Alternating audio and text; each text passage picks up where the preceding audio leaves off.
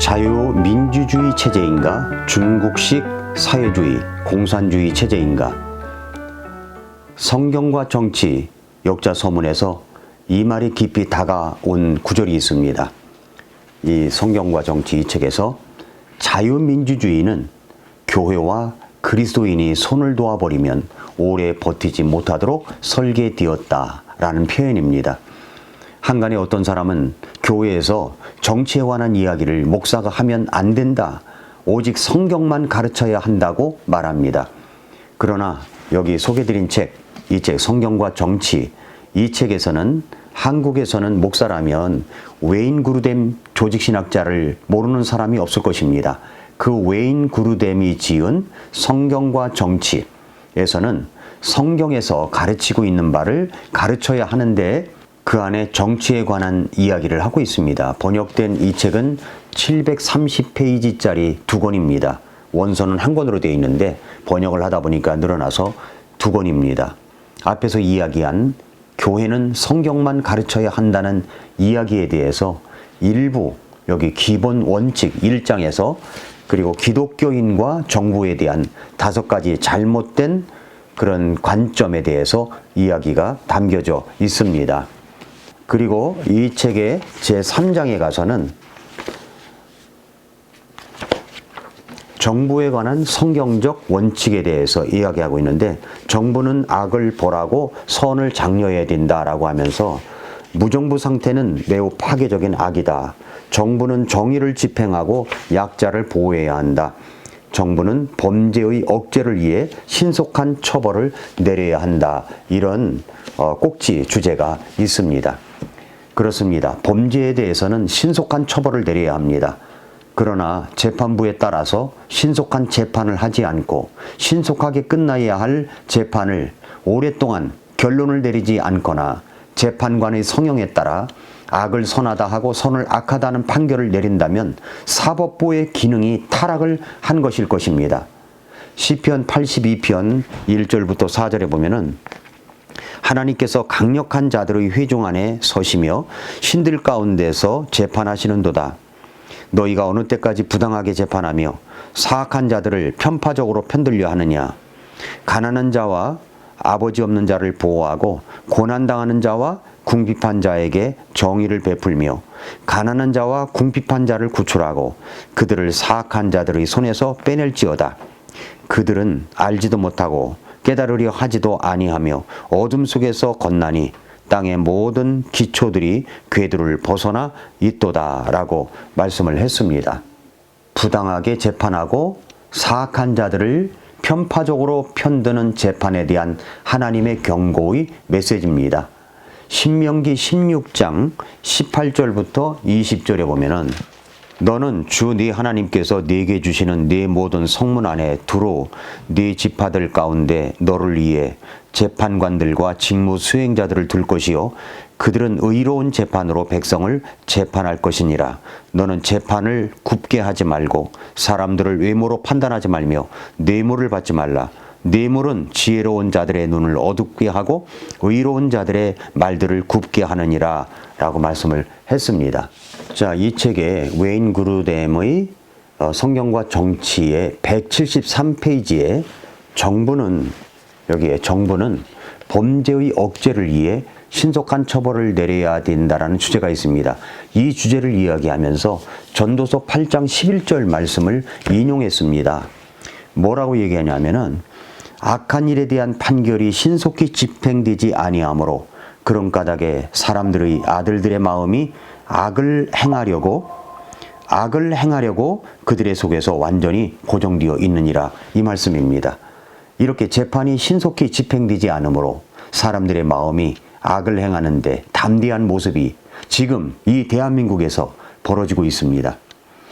지금 야당에서는 한 사람을 대통령으로 만들기 위해서 온갖 편법과 정부 관계 장관과 지도자로서 일할 수 있는 리더들 29명을 탄핵해놓고 각종 법안을, 입법 폭주를 하고 있고, 그리고 정부 예산안을 삭감하거나 제로로 만들어서 정부가 일하지 못하도록 만들어 놓고 있습니다. 의의 폭거입니다. 대통령 탄핵 소추안을 가결시켜 직무를 정지해 놓더니 대통령 권한대행인 국무총리까지 자기들이 입법한 것을 재가를 안 해준다고 탄핵시켜 대통령 직무 대대행을 해야 하는 기가 막힌 현실에서 국민들은 큰 고통을 받고 있습니다. 이들은 한 가지 목표를 향해서 가고 있는 것 같습니다. 그것은 한 사람을 대통령으로 만들려고 하는 것입니다. 그 한 사람이 여러분이 아는 민주당 대표 이재명입니다. 그런데 여러분이 알고 있는 내용이지만 기억해야 할 것은 이재명 씨는 재판을 받고 있는 사람입니다. 무려 5가지나 됩니다. 공직선거법 위반 사건, 의중교사 사건, 특정범죄 가중처벌 등에 대한 법률 위반, 뇌물 등 특정범죄 가중처벌 활동에 관한 법률 위반, 제3자 뇌물 등 또 업무상 배임 사건 5가지가 넘어요. 이 모든 사건에 대한 재판이 신속하게 이루어져야 하는데 아직도 기일도 잡지 않은 것도 있고요. 아직도 1심이 진행 중인 것도 있습니다.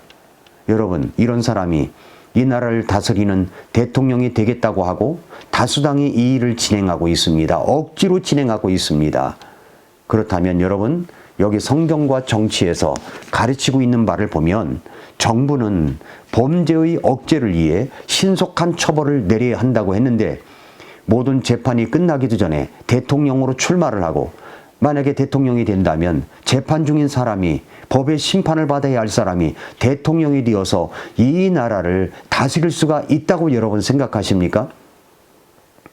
재판을 하루라도 더 미루려고 하고 이리저리 빠져나가려고 하는 모습은 온 매스컴을 통해서 온 국민이 다 보고 있었습니다. 그런데도 이런 것에 대해서 국민들은 그저 보고만 있을 뿐인 것 같습니다.